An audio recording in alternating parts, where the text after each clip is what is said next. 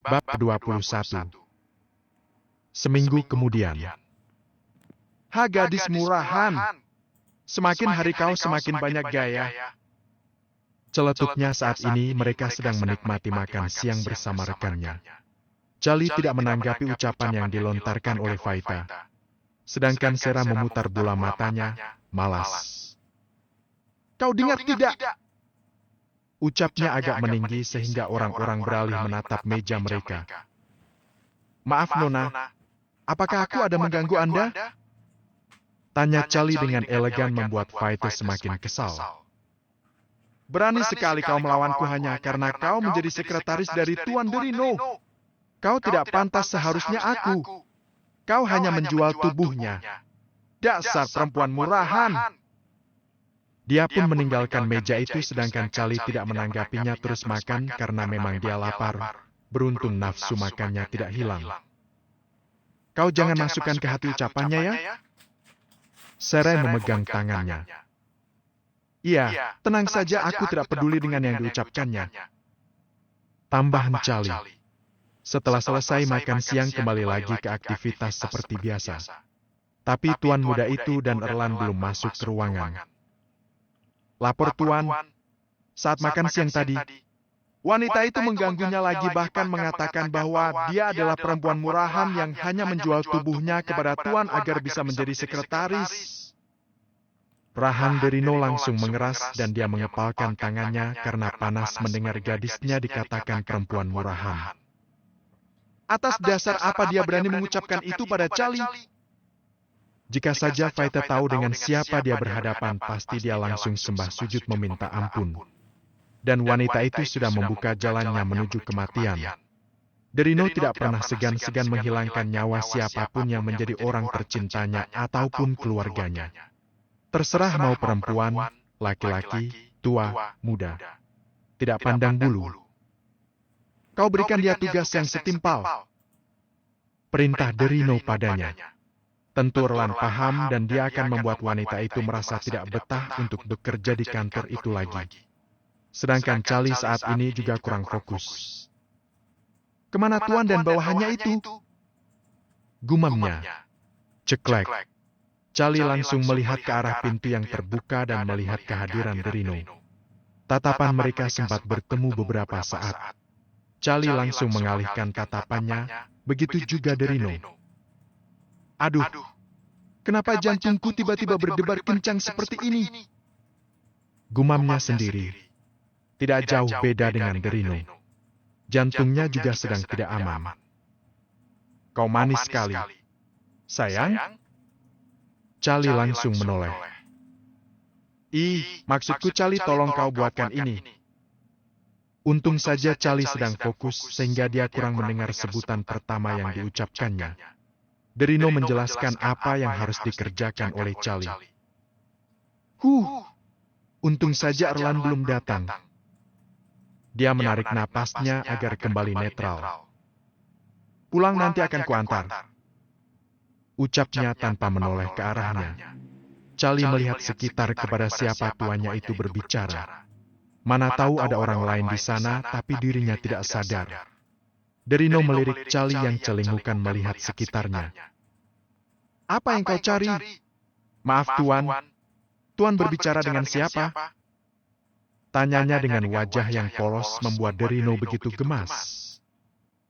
Kau lihat apakah ada orang lain selain kita di ruangan ini? Tanyanya balik sedikit ketus. Charlie menggeleng. Berarti aku menyuruhmu pulang denganku. Itu nada ajakan atau lebih mengancam sebenarnya ya? Maaf tuan, tapi saya sudah ada janji dengan teman saya, dia akan mengantarkan. Tidak ada bantahan. Belum selesai dia berbicara sudah dipotong oleh si tuan muda yang dingin. Baik tuan. Jawabnya pasrah. Maaf tuan, tapi tidak mungkin saya bisa mengerjakan ini semua dalam waktu singkat. Dia protes karena diberikan tugas begitu banyak, sedangkan yang lain tidak. Apa kau tidak suka? Tanya Erlan dengan sedikit senyuman. Tidak tuan, saya hanya tidak sanggup mengerjakannya dalam waktu singkat. Kau pasti bisa. Erlan pun pergi meninggalkannya, tidak mau berurusan terlalu lama dengan perempuan itu. Aish, kenapa harus aku sih? Dia mencebik kesal. Teman-temannya yang melihat dia mendapatkan tugas yang begitu banyak merasa senang dan mereka tersenyum. Apa kalian senyum-senyum? Sentaknya membuat yang lain diam. Diamlah Nona. Kalau kau terus ribut akan aku pindahkan kau ke ruangan lain. Sahut Sera yang merupakan kepala bagian di sana, jadi dia memiliki kuasa. Vaita langsung diam dan mau tidak mau dia pun mengerjakan tugasnya walaupun dalam keadaan kesal dan marah. Daripada dia dikeluarkan dari pekerjaan di kantor itu dan dipastikan tidak akan pernah mendapatkan pekerjaan lagi di luar. Sorenya harinya saat yang lain sudah mulai pulang satu persatu, sedangkan wanita itu tak bisa pulang karena sedang dijaga oleh Erlan yang setia menunggunya. Kalau bukan karena perintah tuannya dia tak akan mau. Charlie yang melewati menoleh ke arah Erlan yang tampak mengawasi seseorang. Vaita yang kebetulan sedang menoleh itu melihat ke arah Charlie dengan tatapan kebencian. Ditambah orang yang berjalan di depannya adalah tuan muda yang sangat ingin ia dapatkan. Lanjutkan pekerjaanmu, Nona. Sentak Erlan membuat Vaita kicep. Apakah Anda tidak pulang, Tuan? Tanya Sera yang memang selalu pulang terakhir dari yang lain. Tidak, aku sedang mengawasi perempuan ini. Tunjuknya dengan menggunakan dagu. Kalau begitu saya kembali duluan, Tuan. Sera pun pergi meninggalkan tempat itu, namun mata Erlan terus mengawasinya sampai tidak tampak lagi. Sebelumnya Charlie sudah mengatakan pada Sera bahwa dia tidak bisa pulang bersamanya karena dia dipaksa pulang bersama tuan muda. Tentu saja Sera tidak mempermasalahkannya. Saya sangat tidak enak dengan Sera, Tuan. Ujarnya ketika sudah di dalam mobil. Namun Derino diam saja dan terus melanjutkan mobilnya membelah jalanan kota yang tampak ramai karena sudah jam pulang kantor. Selama di perjalanan tidak ada sepatah kata pun yang keluar dari mulut lelaki dan perempuan itu. Entah karena tidak tahu apa yang mau dibahas atau karena saling gengsi. Entahlah. Apa kau lelah? Tiba-tiba saja Derino menanyakan pertanyaan konyol itu. Maksudnya, Tuan? Tanya Charlie menatap ke arah Derino yang arah pandangannya fokus ke jalan. Ya maksudku, apa kau lelah bekerja? Tanyanya sedikit salah tingkah. Menghadapi mafia padahal biasa saja tidak pernah jantungnya merasa berdetak kencang. Namun ketika berada di dekat gadis yang berada di sebelahnya saat ini, terasa jantungnya tidak bisa dikondisikan membuatnya bertanya hal konyol. Tidak terlalu, Tuan, jawab Charlie pelan. Fisiknya tidak terlalu lelah, tapi pekerjaannya lumayan menguras pikiran. Tapi cukup dinikmatinya. Setelah itu keadaan kembali hening hingga sampai ke rumah kontrakannya. Apa kau malam minggu ada acara? Tanyanya tapi tidak ada nada-nada romantis sedikit pun. Begitu datar dan terlihat seperti sedang disidang. Charlie tampak berpikir sejenak. Sepertinya tidak ada, Tuan. Derino mengulas senyum namun sangat tipis yang tidak dapat dilihat olehnya. Aku akan jemput kau. Pakailah pakaian yang cantik. Ujarnya. Kalau boleh saya tahu, apakah ada acara kantor, Tuan? Charlie berpikir dia disuruh menggunakan pakaian cantik karena akan ada acara kantor. Sudah, gunakanlah pakaian yang bagus. Aku akan menjemputmu jam 7 malam. Charlie keluar dari mobil, tak lupa mengucapkan terima kasih dan Derino segera pergi. Sedangkan dia terus berpikir kenapa tiba-tiba diajak seperti itu dan disuruh menggunakan pakaian bagus. Malam minggu. Kau mau pergi kemana, San? Tanya dedinya yang sedang santai menonton televisi di ruang keluarga bersama istri tercinta. Mami Derino juga menoleh. Ia rapi dan tampan sekali. Sambungnya. Derino memang tampan, Mam. Ucapnya datar. Sepertinya ada yang mau kencan nih, Mam. Takut kena tikung pria lain. Godanya pada putranya itu. Mereka terkekeh karena membuat Derino selalu kesal. Derino pergi dulu.